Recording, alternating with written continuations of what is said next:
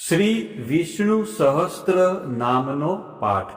અંત વિનાના હજારો સ્વરૂપવાળા, હજારો ચરણ, મસ્તક, સાથળ અને બાહુવાળા પરમાત્માને નમસ્કાર હો. હજાર નામવાળા અને હજાર કોટી યુગને ધારણ કરનાર એવા શાશ્વત બ્રહ્મ પુરુષને નમસ્કાર હો. જેની નાભીમાં કમળ એવા ભગવાન શ્રી વિષ્ણુને નમસ્કાર હો. જળમાં શયન કરનાર શ્રી વિષ્ણુ ભગવાનને નમસ્કાર હો. હે કેશવ, હે વાસુદેવ, આપને નમસ્કાર હો. બ્રહ્મ સ્વરૂપ અને ગૌ બ્રહ્મનું હિત કરનાર એવા દેવને નમસ્કાર હો. જગતનું હિત કરનાર શ્રી કૃષ્ણને નમસ્કાર હો. ગોવિંદ સ્વરૂપને નમસ્કાર હો. જેમ આકાશમાંથી પૃથ્વી પર પડેલું પાણી સમુદ્રમાં જાય છે, તેમ બધા દેવોને કરેલા નમસ્કાર ભગવાન કેશવ પ્રતિ જાય છે. જેમાં શ્રી હરિનું ભજન પૂજન થાય છે એવા આ માર્ગ નિષ્કુંઠ છે, અને શ્રી હરિના ભજન પૂજન વિનાના માર્ગને કુમાર્ગ જાણવો. બધા વેદો જાણવાથી જે પુણ્ય થાય છે અને સર્વ તીર્થ યાત્રાથી જે ફળ મળે છે, તે સમગ્ર ફળ દુષ્ટોનો નાશ કરનાર શ્રી વિષ્ણુ ભગવાનની આ સ્તુતિ શ્રદ્ધાપૂર્વક કરવાથી મળે છે. જે મનુષ્ય શ્રી હરિના મંદિરમાં નિત્ય 3 વાર પ્રભાત, મધ્યાહન અને સાયંકાળ માં 2 કે 1 વાર પણ આ વિષ્ણુ સહસ્ત્રનો પાઠ કરે છે, તેના સર્વ પાપ કર્મો નાશ પામે છે. જે મનુષ્ય આ સ્ત્રોતનો પાઠ ભાવ ભક્તિથી કરે છે, તેના શત્રુઓ બળી જાય છે. તેના ઉપર સર્વ ગ્રહો શાંત રહે છે અને તેના સર્વ પાપ વિનાશ પામે છે.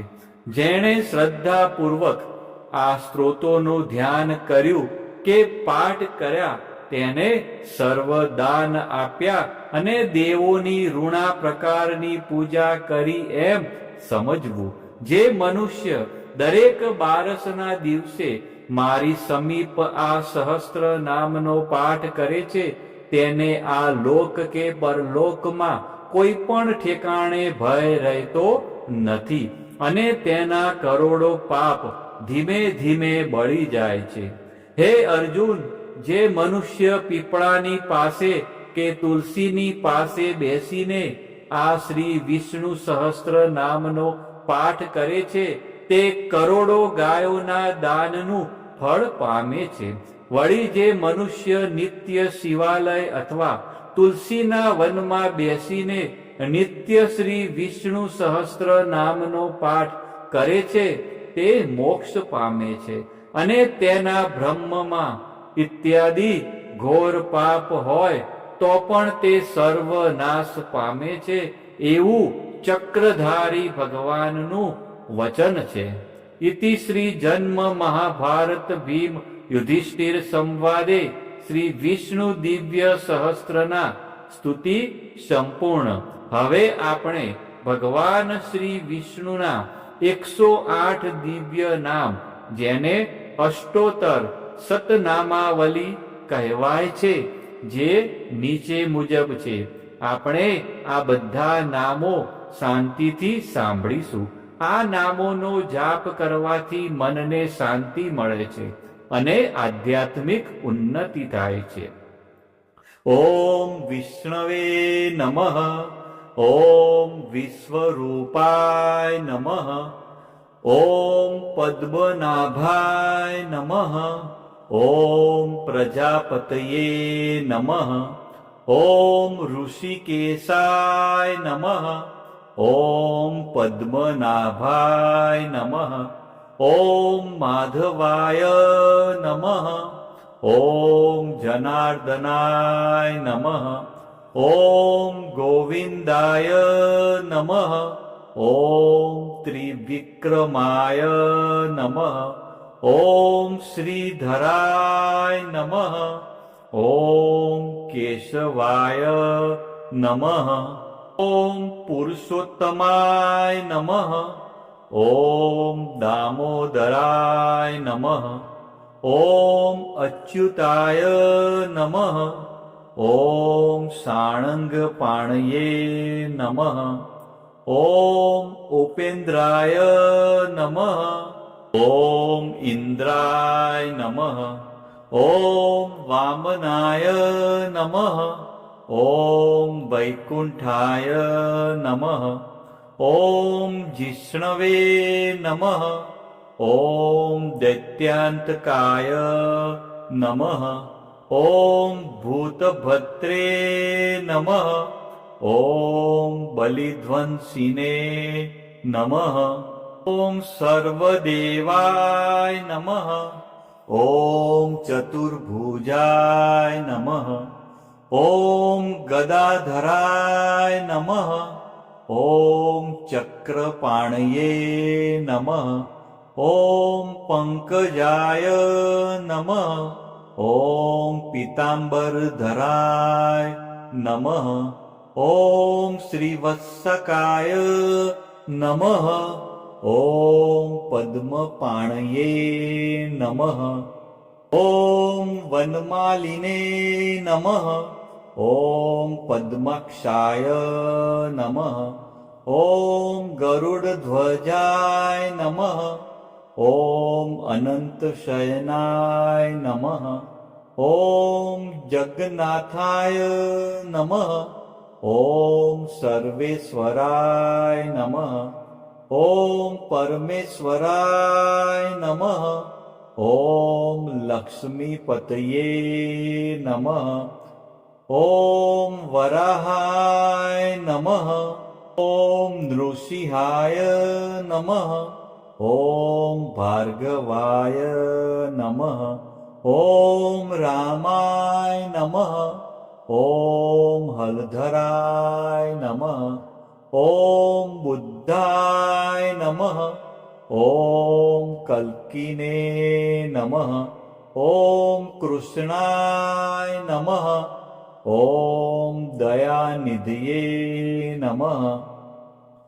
ॐ दयामयाय नमः। ॐ ज्ञानेश्वराय नमः। ॐ विश्वकर्मणे नमः। ॐ सच्चिदानन्दाय नमः। ॐ निर्गुणाय नमः। ॐ सगुणाय नमः। ॐ सर्व आत्मने नमः। ॐ अन्तर्यामिने नमः। ॐ कमलाक्षाय नमः। ॐ मुकुन्दाय नमः। ॐ मुरलीधराय नमः। ॐ पीताम्बरधराय नमः। ॐ गोपालकाय नमः। ॐ गोपीवल्लभाय नमः। ॐ कामदाय नमः। ॐ मोक्षदाय नमः। ॐ वरदाय नमः। ॐ शरणागतवत्सलाय नमः। ॐ भक्तपालकाय नमः। ॐ दीनबन्धवे नमः। ॐ करुणासागराय नमः। ॐ कमलापतये नमः। ॐ चतुर्वेदाय नमः। ॐ वेदान्तवेदाय नमः। ॐ यज्ञेश्वराय नमः। ॐ धर्मध्यक्षाय नमः।